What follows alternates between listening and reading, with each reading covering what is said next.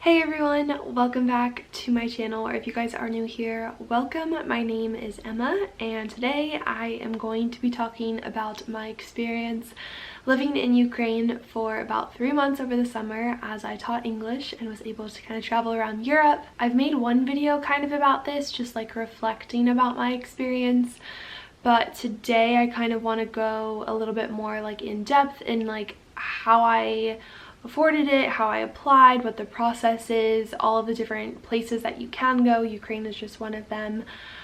Just kind of the program itself a little bit more, because that's what I get a lot of questions about. And then also like what my actual like personal experience was, because I feel like I really only talked about like traveling.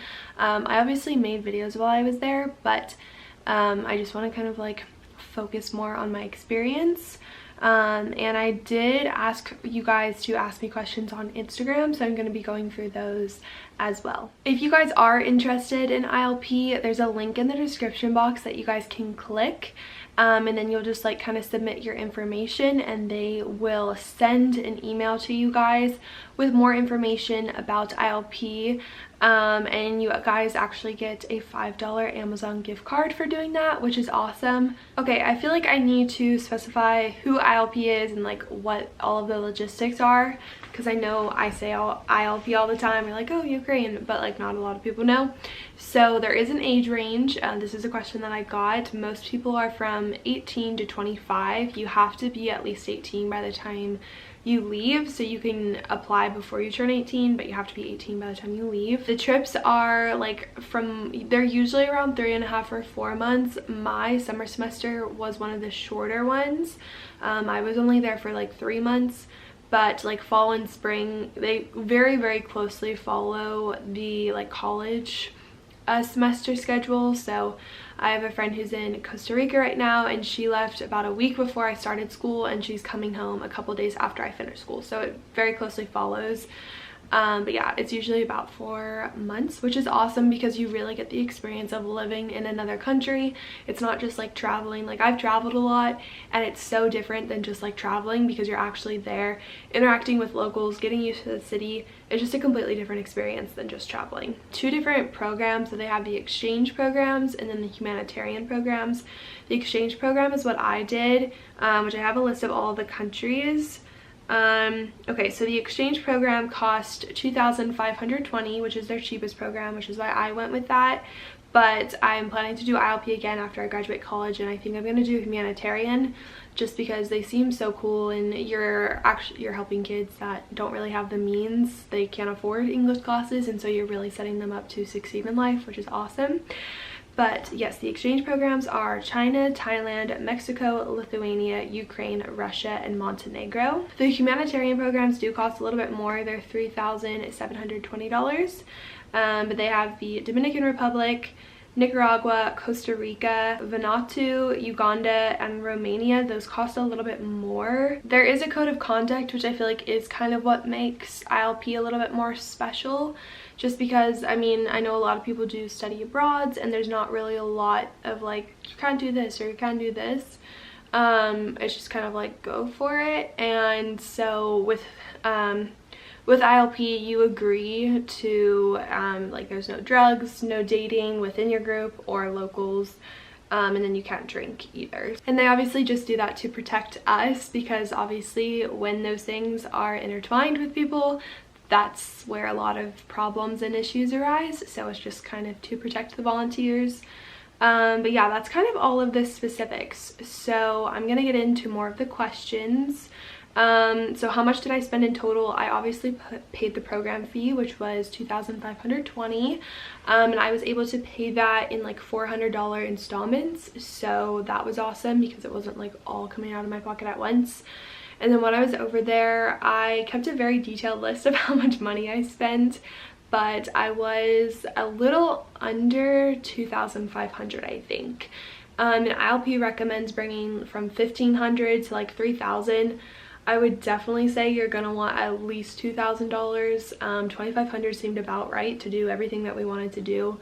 So I would kind of hit more for that, but obviously you can still go if you only have like 1,000 to 1,500, you're just gonna have to say no a lot, which is really hard once you get there. So how I finance my trips, all of my trips, I work like part-time and I make a little bit money off of YouTube, not very much though. But I have just worked and saved over the past like 10 years, and so I have a pretty hefty amount in my savings account, which is awesome. It allows me to, you know, travel and to splurge and to just do things that other people don't really have the ability to do, which some specific ways, which I have talked about before. But I went to a community college for 2 years. My dad paid for my first year. I got a full ride scholarship my second year. I have scholarships this year. Also had to take out a loan, but I'm planning to pay that back later. But yeah, community college is the way to go. All of my scholarships I've gotten are because of that, so that's awesome. I lived at home up until August, so saved a lot of money on rent and stuff, and obviously I know not everyone can do that, but yeah, I mean, I wouldn't eat out, I don't buy a lot of stuff, I just keep it to the necessities, and so most of my money goes into my savings account, which is just, I mean, traveling is like everything to me, so that's what I spend my money on. I don't really spend my money on anything else except like rent and utilities and food and stuff like that. With the exchange programs, it kind of just depends on the country, but typically you live with a host family or you have an apartment by yourself. With humanitarian programs, they either have like a house for you or you live like with a host mom or host parents or something like that all together. So for me, the first month I lived by myself with a host family, which I loved. I feel like it definitely added to the experience. I didn't really get to interact with them that much, which is something I kind of regret. I should have been more outgoing and tried to have more conversations, but I played with the kids a lot and they were awesome, but I only lived with them for a month, and then we all moved out to a summer camp where we all lived together. So if you go to ILP's website, you can click on every country and you'll know where you live, so that's something to think about. But yeah, and then we taught, so you'll teach about 20 hours a week, which sounds like a lot, but it's really not. You have so much free time to like explore or hang out, read books. Like, it's just a very perfect schedule, I think. So someone asked what my weekly schedule consisted of. So I taught from 3 to 7:10, I think. You're not supposed to teach more than 20 hours a week. We ended up teaching more than 20 hours a week, but if anything, it's like maybe 21 hours or something, so it's not like a huge difference. And then you always have Saturday and Sundays off to explore, to go out of the country or weekend trips, or just like do a staycation and explore your own city. Okay, so I'm gonna focus on Ukraine specifically.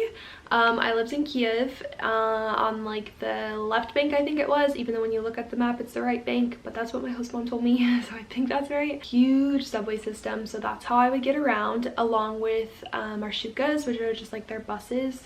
So sometimes I would be too lazy and I would take a marshuka to the subway and then take the subway wherever I was going if I was like meeting someone, because we kind of all lived over Kiev. Some of us lived like an hour and a half away from each other, but I lived very close, like a 10-minute walk to 4 other girls, so we hung out most of the time before moving to the summer camp. Obviously, again, every city is different, so I can't speak to them. I can only speak to Ukraine, but it was just a very, I don't know, it was kind of like obviously big city vibes because it was a big city.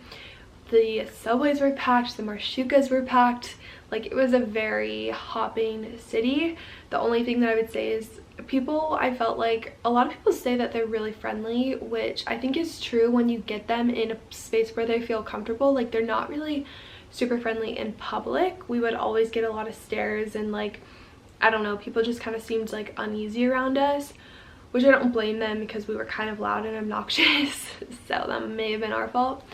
But the culture, I feel like, was kind of similar. It's just like when you talk to your host mom or local coordinators or school coordinators, then they kind of tell you like more about the culture and what it is weird that we do and what we, you know, we can tell them what we think is weird that they do.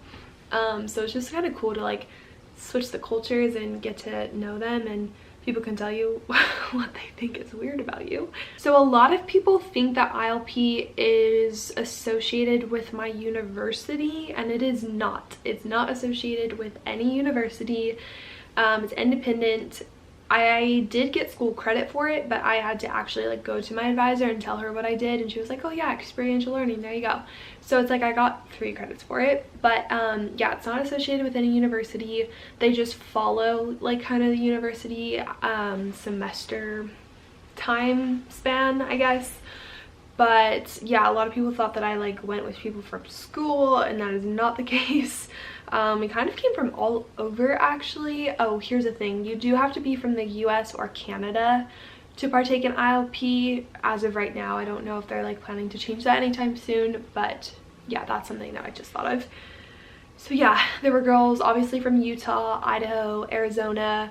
One girl was from Wisconsin, and then there was me from little Ohio on the other side of the United States. Someone also asked if I met with the girls I had traveled with before, or if I met them through ILP. I met everyone through ILP. I didn't know anyone before. There are Facebook pages for each of the countries or like continents, so I kind of posted about going to Ukraine. I was like, oh, who else is going? And so I knew and had been in contact with people or the other girls that were going. But I hadn't like actually met any of them. Some of them met at training in Utah, but obviously the people that don't live in Utah didn't really go because it was just too far. You'll most likely meet everyone through ILP, like on the plane, at the airport, or like when you have a layover or something like that. I met everyone in Paris. Which obviously like you follow them on Instagram, you had been in contact with them, so it's like it's not like you're meeting, I mean you are meeting for the first time, but it's like you kind of know who you're dealing with. But then obviously when you meet them in real life it is different. But yeah, I didn't know anyone, which I totally recommend. I know a lot of people go together like best friends or something, which I think is awesome to have that experience together. But I also think it's really cool when you can go by yourself, because you're gonna be so much more open to the relationships and make so many more friends than just like closing it off to just the 2 or 3 of you. Because for me, I know my friend groups kind of shifted over this semester. I feel like I was kind of friends with everyone, which didn't really happen with everyone. So I thought that was cool. It just kind of depends on the proximity, who you're living by, who you're living with, and then who you just naturally kind of click with, and you'll do extra steps to get to see them more often, which is what I did. Like I would go into the city from summer camp to meet up with some of the girls that still lived there, just because I felt like I just like got along better with them. And then as for budgeting, I know a lot of people worked like 2 jobs. You know, they would just work a lot. You can fundraise. I know a lot of people do like GoFundMe's, or like sell t-shirts or bracelets or something like that. But I think, I mean, I personally, I don't like taking money from anyone, so I would never ever do that. I want to spend my hard-earned money because it means more to me. But I think that's also a great way if you're open to that, and you have to bring supplies over there. So I know a lot of people would like write a note to like Target or Walmart, and they got all of their supplies donated to them, which is awesome. Because I think whenever you tell someone, they're like, oh my gosh, that's so cool, like how can I help you?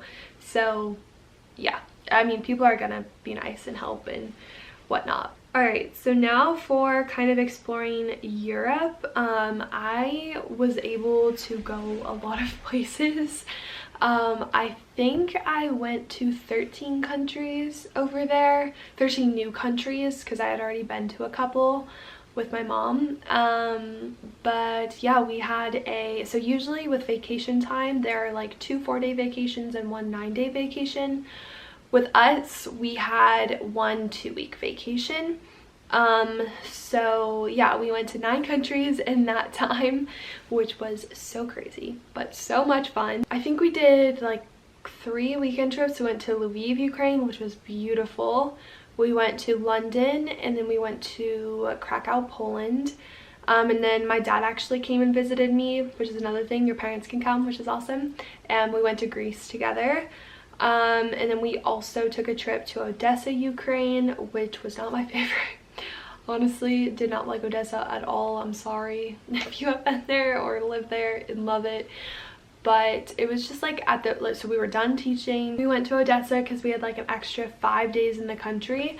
And you know, it's on the Black Sea. We were like, oh, this is gonna be perfect. It was so crowded, so many people, so hard to find like a nice beach without seaweed and stuff, or like a spot to sit on the beach. Our hostel, there was no air conditioning, which is so typical in Europe.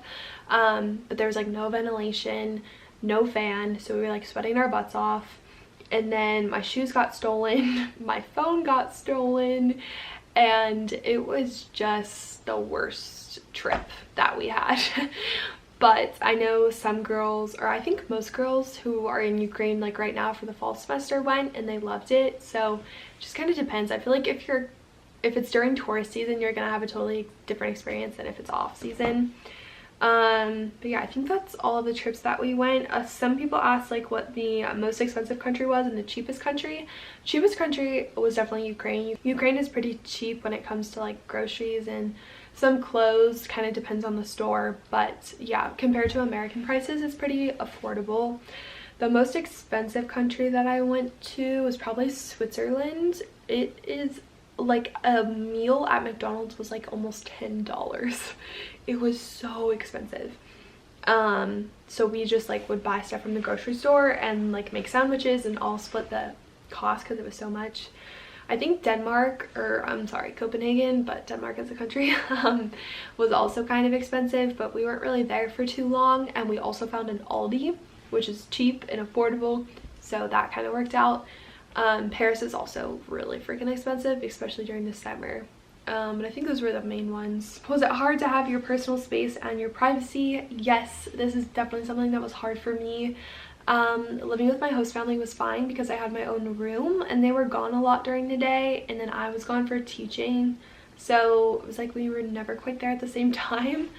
But yeah, as for the summer camp, there were 8 girls of us in the same room. All the kids lived in the school. There was like nowhere that you could go to be by yourself.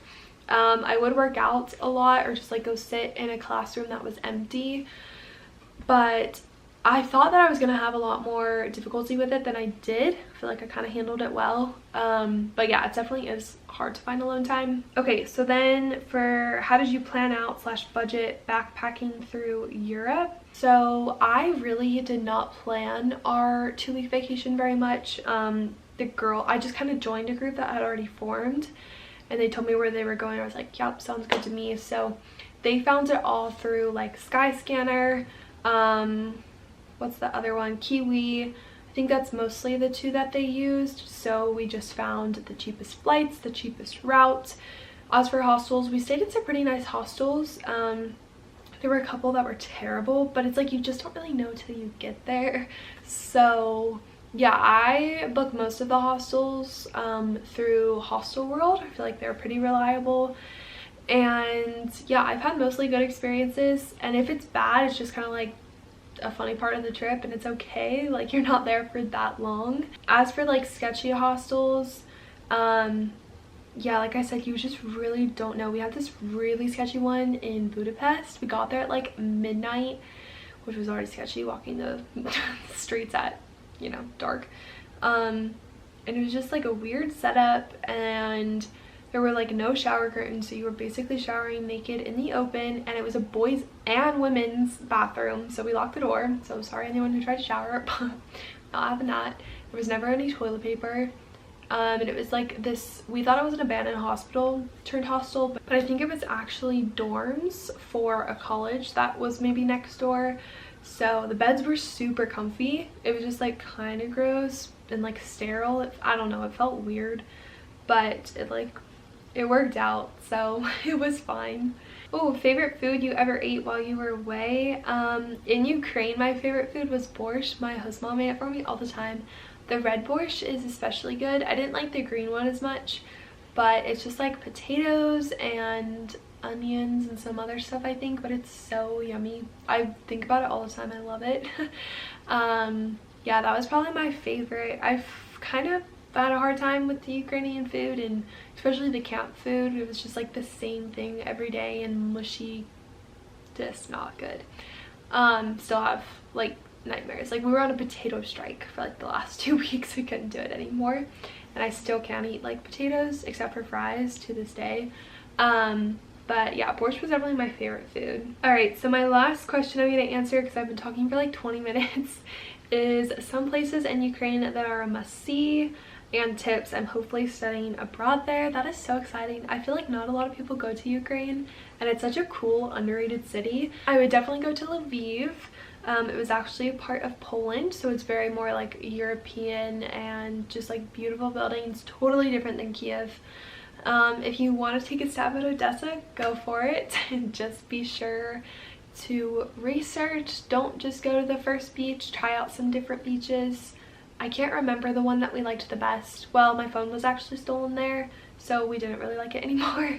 But yeah, take care of your personal belongings. Make sure someone is always watching your stuff. Even though we had someone watching, they need to like have it like right by them. But yeah, Odessa was okay. With Ukraine, like, or Kiev specifically, I don't know if that's where you're going. I would think so.